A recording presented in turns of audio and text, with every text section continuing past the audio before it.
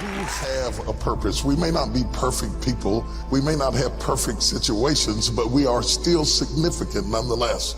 And we have been blessed with a rich body of emotions. We have emotions. We're not like roses or plants or bushes that have life without feeling. We have feelings, and when we use them properly, they are very effective in motivating you toward your destiny. I want you to be clear and understanding that purpose and passion are interconnected. Unfortunately, we live in a crazy world that we're busy all the time, and everything fast, and we are losing touch with who we are, our inner sense of passion. But it is your passion that empowers you to be able to do that thing you were created to do. We have passion through which we thrust into the throes of life to accomplish the things that we were created to do so that we can function at a higher dimension with authority and with conviction. You need passion to withstand all the obstacles that go along with your purpose. Just because you're living on purpose doesn't mean you're going to have problems. You're going to need thrust to be able to get up off the ground and to step into the field of your dreams. Even if you have not landed on the thing, at least get in the territory of the thing you are dreaming to do and that you hope to accomplish to do. And through that passion, you're able to ignite things you have never ignited before. I hear you, I hear you, I hear you. You're saying, I don't feel a thing. All of us go through times that we don't feel anything at all. But in order to ignite passion again, you have to be exposed. Get out of the boat, Peter. Walk on the water. Go do something you've never done before. Get involved. Get connected. Because when you are exposed, you see that there are more options than your contemporary situation at any age. That's the good news about it. You don't have to be cute. You don't have to be pretty. You don't have to be a size 3. You don't have to be a blonde or brunette. You don't have to be 20 or 50. At any age, you can still ignite your purpose through finding your passion. That's good news. What then do we do with the lulls in life? The dark shadows in life. We all have them. The secret pains and burdens that we have in life. Are they in fact distractions from our purpose? Absolutely not. I have never seen anybody who did extraordinary feats that didn't have extraordinary issues. It is the passion that gives you the power you need, but it is the pain from which you have the conviction about it. If you had not been through some pains, you would not have the burning to do what you do. I believe that children are like arrows. They need to be directed. You aim them at the thing you want them to hit, but you don't push an arrow, you pull it away from it. And it is the digression that causes the progression. If your life has been tough and it's been hard and you had to pull yourself up by your bootstraps and your childhood wasn't so good, guess what? That was just the arrow being pulled back so that when you are released, you can thrust after the thing you're after. So you don't have to grieve over what you didn't get and what didn't happen and how you were treated and who didn't raise you and who didn't love you. You don't have to grieve about it at all. Once you understand, the greater the digression, the stronger the progression.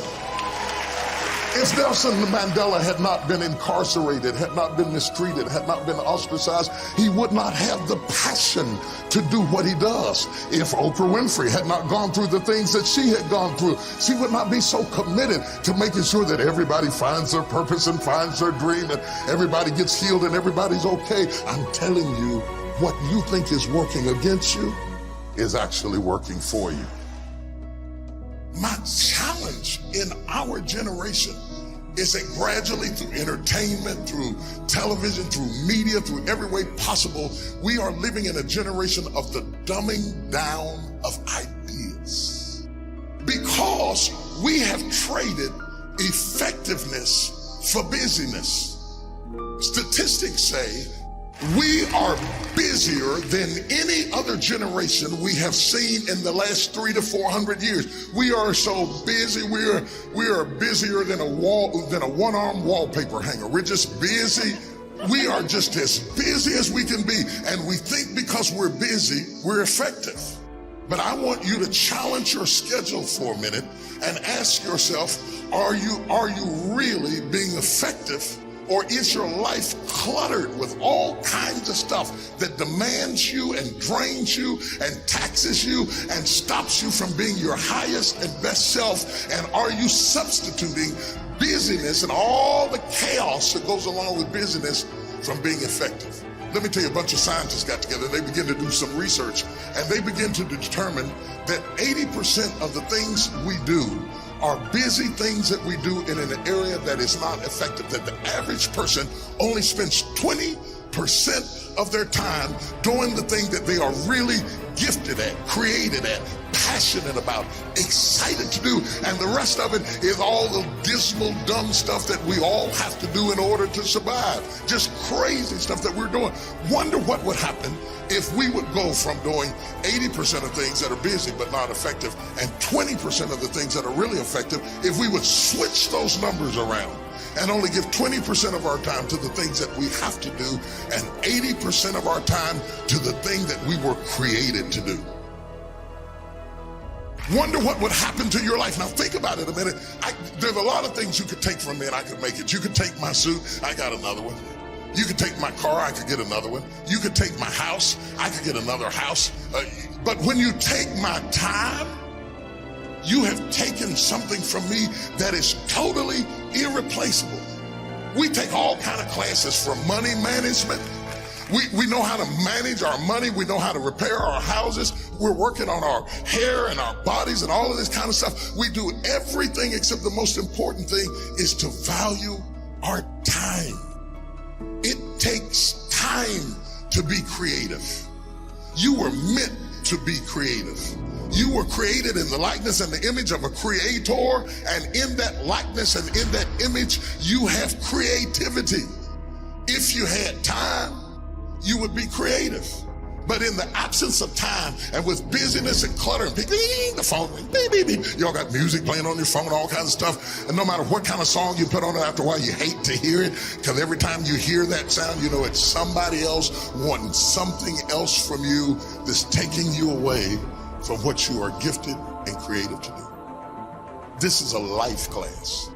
That means that we have an opportunity to learn how to maximize our lives. Think of the things that you're doing that somebody else could be doing. And think of yourself as a precious commodity that you are going to reserve your energy for your highest and best use. The first thing we teach people that understand their significance, if you are doing anything that somebody else in your life could do, you are not reserving yourself for your highest and best use. We are not using our life, our time, our energy for our highest and best use. And something in the back of this brain back here is going ding, ding, ding, ding, ding, ding, ding, ding, ding. You're missing it. You're missing your life, your purpose, your passion, your excitement, your enthusiasm. And through these classes, what we want to do is shake you and rattle you and stir you up to understand that every moment is a gift, every second is a gift, every thought is a gift, every idea is a gift, every opportunity is a gift, everybody you meet is a gift. You are gifted with opportunities, and I want to show you how to begin to maximize what you've got. People will define you by how they met you. Whether it may be girlfriend, mother, banker, whatever it is, they define you right there. They put a period. But if you have the capacity to do more, turn that period into a comma. I tell people, don't let people put a period where God has put a comma. Explore all of your life, no matter how diverse it is. There are some people who have more capacity and they can handle more things, and there are other people who have to focus on one thing and do one thing well. You have to determine which one you are and be that. A lot of people don't know how to get over the past. They don't know how to forgive. They confuse forgiving with forgetting. You don't have to forget it to forgive it. They need to also realize that forgiveness is a gift you give yourself. It does not exonerate the perpetrator. It doesn't mean that they weren't wrong. It just means that I'm not going to be tied to what they did the rest of my life.